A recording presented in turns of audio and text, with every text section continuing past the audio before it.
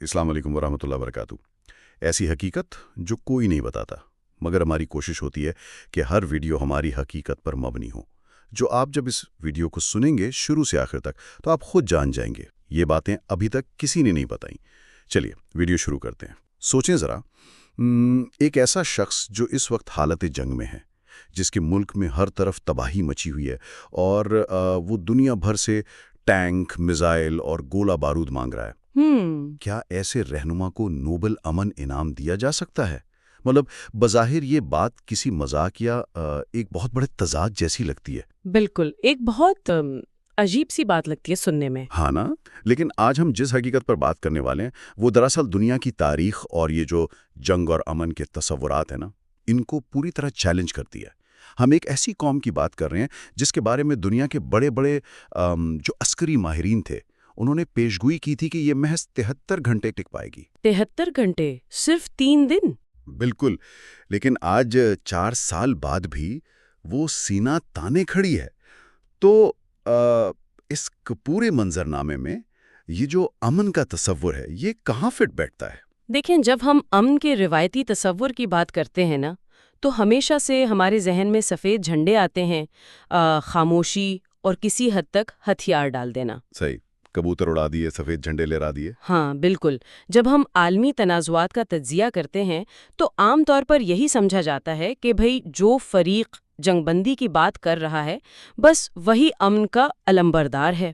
لیکن جو موجودہ صورتحال ہے اس نے طاقت اور امن دونوں کے جو روایتی پیمانے تھے نا ان کو بالکل الٹ کر رکھ دیا ہے۔ مطلب پوری تعریف ہی بدل دی ہے۔ جی، ایک ایسی مزاحمت جو بظاہر کسی بھی ریاضیاتی یا عسکری منطق کے دائرے میں آتی ہی نہیں ہے، اسے اب عالمی سطح پر امن قائم رکھنے کی ایک بنیادی وجہ کے طور پر دیکھا جا رہا ہے۔ یہ واقعی بہت دلچسپ ہے۔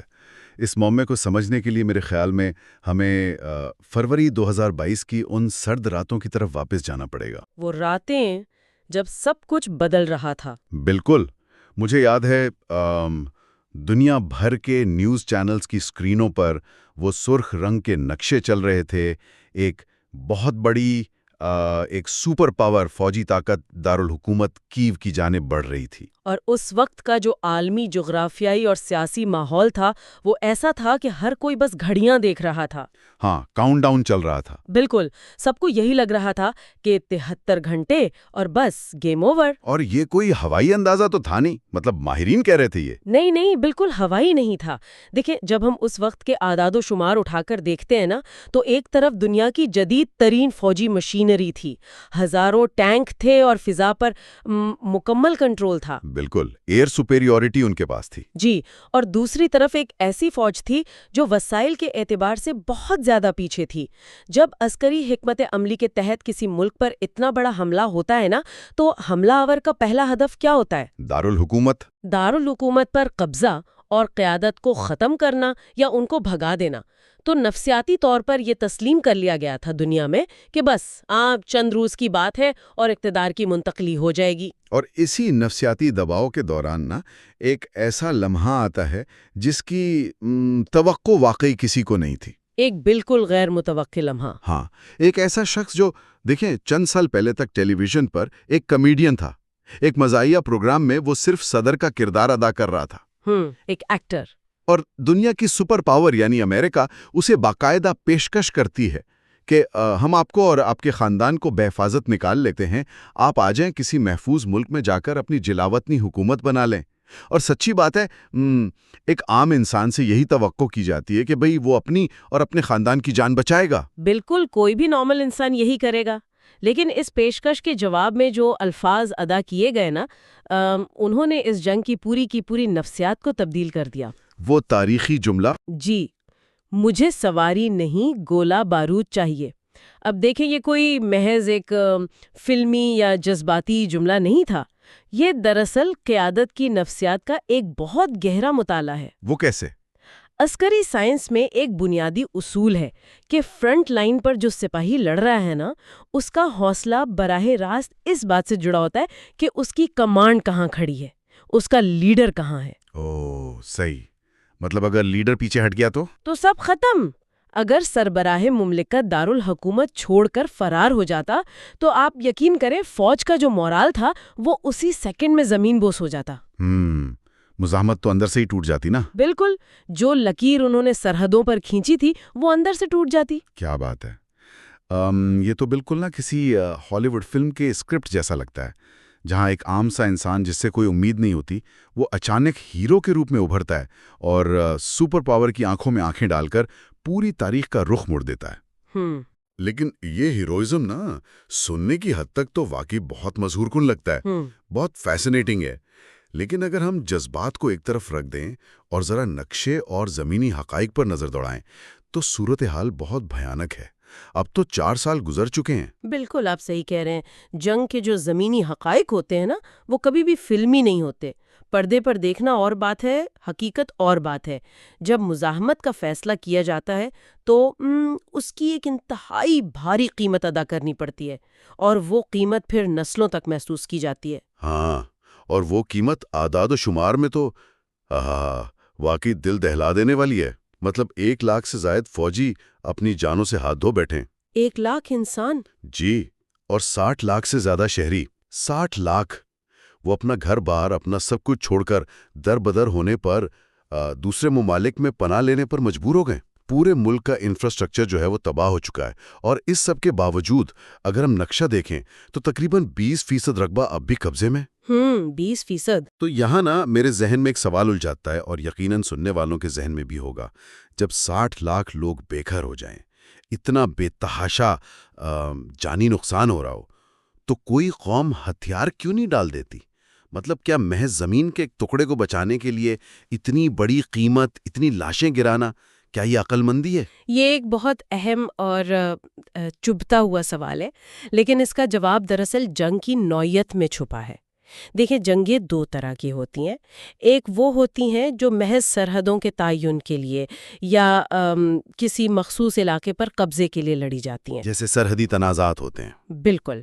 تو ایسی جنگوں میں جب نقصان حد سے بڑھنے لگتا ہے نا تو ریاستیں آپس میں سمجھوتا کر لیتی ہیں، بھئی زمین کا کچھ حصہ دے دیا اور انسانی جانیں بچا لے۔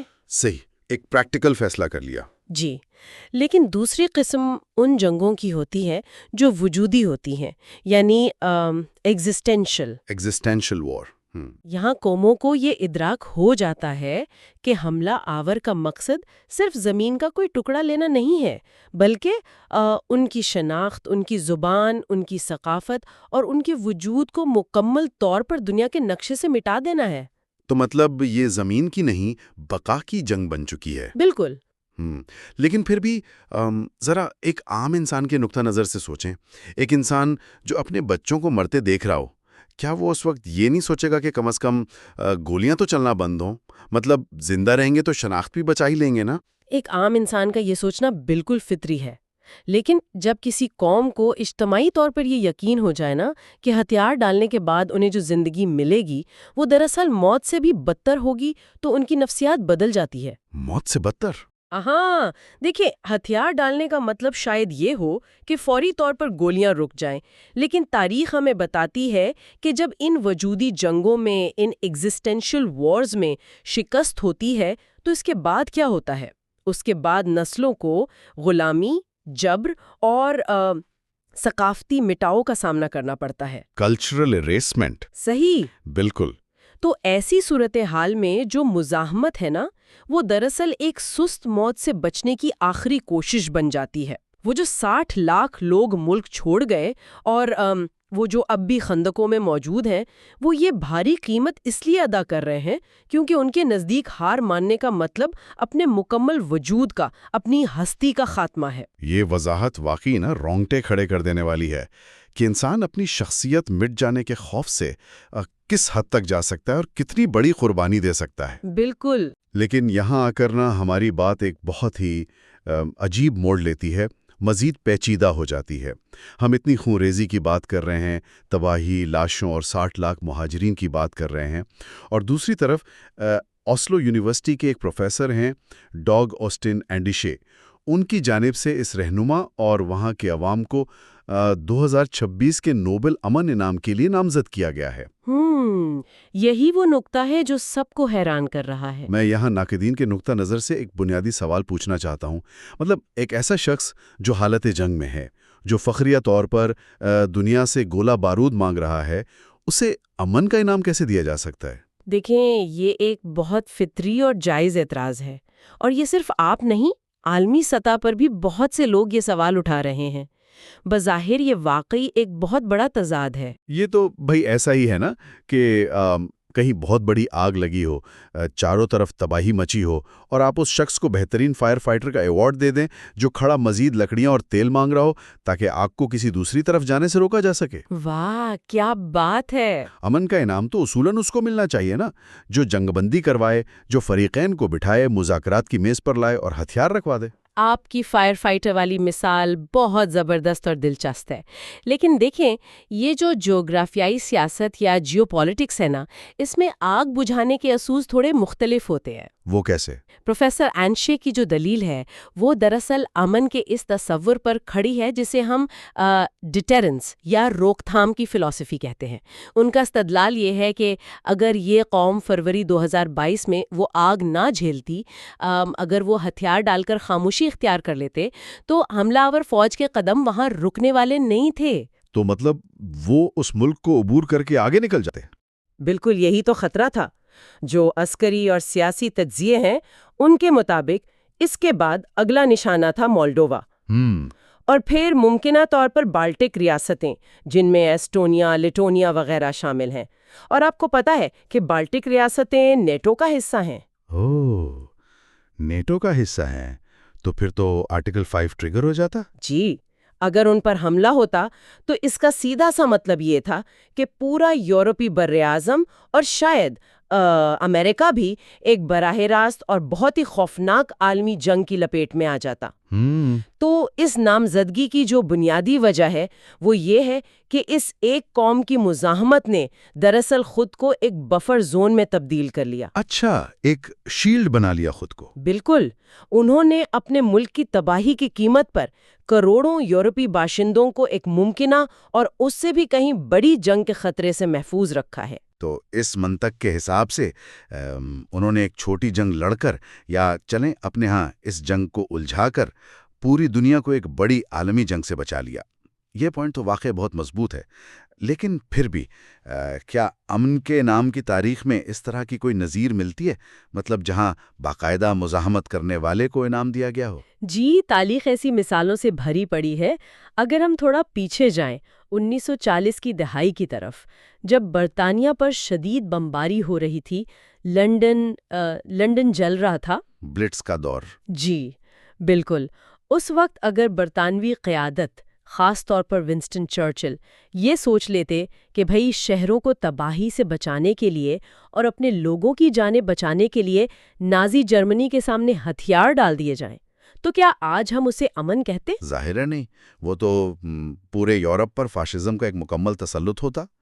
اسے ہم خاموشی تو شاید کہہ سکتے ہیں، لیکن امن تو ہرگز نہیں۔ بالکل، اور یہی وہ نقطہ ہے جو یہ نامزدگی دنیا کے سامنے لاتی ہے۔ کبھی کبھی نا ایک بہت بڑی برائی کو روکنے کے لیے یا ایک وسیع تر تاریک دور سے بچنے کے لیے آپ کو سینہ سپر ہونا پڑتا ہے، لڑنا پڑتا ہے، اور صرف یہی ایک مثال نہیں ہے۔ خود نوبل امن انعام کی اپنی تاریخ بھی ایسے ہی لوگوں سے عبارت ہے۔ کوئی اور مثال؟ آپ نیلسن مینڈیلا کی مثال لے لیں۔ جب انہیں انعام ملا تو وہ کوئی بہت پرسکون دور نہیں تھا۔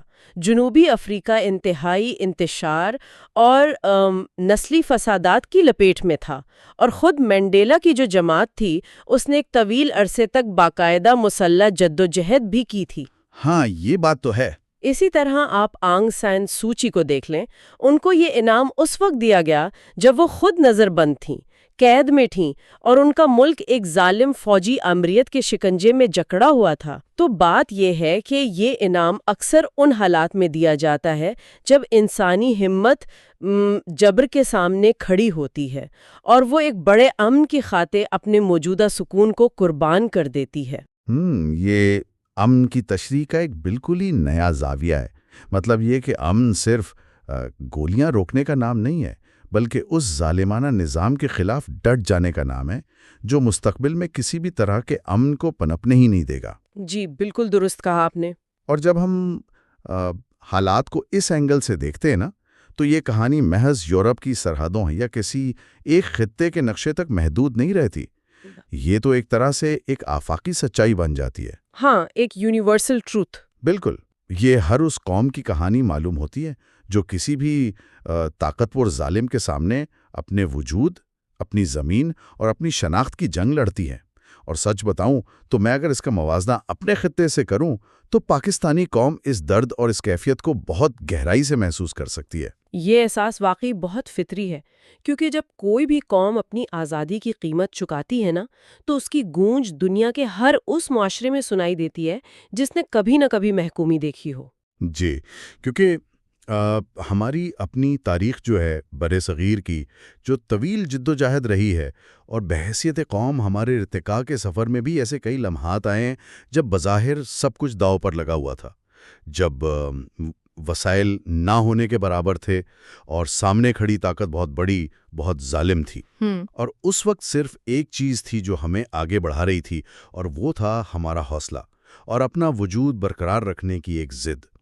تو دنیا کے ایک کونے میں لڑی جانے والی اس جنگ کے جو جذبات ہیں نا، وہ یہاں بسنے والے لوگوں کے دلوں میں موجود اپنی تاریخ سے بہت عجیب انداز میں میل کھاتے ہیں۔ بالکل، مظلوم اور ظالم، یا ایک غالب طاقت اور مزاحمت کرنے والی قوم کی یہ جو کشمکش ہے نا، یہ دراصل انسانی تاریخ کا ایک مستقل باب ہے۔ اب نوبل کمیٹی 2026 میں اس نامزدگی پر کیا فیصلہ کرتی ہے، یہ تو ظاہر ہے وقت ہی بتائے گا۔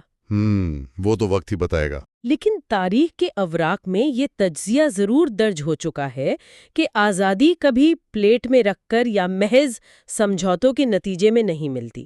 آزادی حاصل کرنے اور اسے برقرار رکھنے کے لیے ایک مستقل اور کٹھن جد و جہد کی ضرورت ہوتی ہے۔ بالکل صحیح۔ اس ایک شخص کے بھاگنے سے انکار نے اور اس قوم کے اس طرح ڈٹ جانے نے سیاسی اور عسکری علوم کے ماہرین کو باقاعدہ یہ سوچنے پر مجبور کر دیا ہے کہ مادی طاقت، ٹینک اور میزائل یہ سب اپنی جگہ اہم ہے، لیکن انسانی ارادے کی طاقت کا حساب کسی کیلکولیٹر پر نہیں لگایا جا سکتا۔ کیا بات کہی ہے آپ نے! یہ واقعی ایک سوچنے کا مقام ہے کہ کیسے ایک انسانی ارادہ اتنی بڑی مادی طاقت کو مات دینے کی صلاحیت رکھتا ہے۔ جی تو دیکھنے والوں اور سننے والوں کے لیے یہاں ایک لمحہ فکریہ ہے، ایک ایسا سوال جو ان عالمی حالات سے نکل کر نا براہ راست ہماری ذاتی زندگیوں تک پہنچتا ہے کہ ہماری اپنی روزمرہ کی زندگی کے وہ چھوٹے چھوٹے فیصلے جن میں ہم ناموافق حالات، ناانصافی یا کسی دباؤ کے سامنے ہار ماننے سے انکار کرتے ہیں، ان کا اثر ہماری آنے والی نسلوں پر کتنا گہرا ہو سکتا ہے۔ شاید ہر بڑی تبدیلی، ہر بڑے انقلاب کی شروعات محض ایک انکار سے ہی ہوتی ہے۔ بالکل، ایک مضبوط انکار سے۔ اور آخر میں ویڈیو پسند آئے تو کمنٹ میں اپنا فیڈ بیک ضرور دیں، چینل کو سبسکرائب اور ویڈیو کو شیئر ضرور کریں تاکہ اگلی ویڈیو کو نوٹیفیکیشن بر وقت مل سکے۔ YouTube channel message of Islam.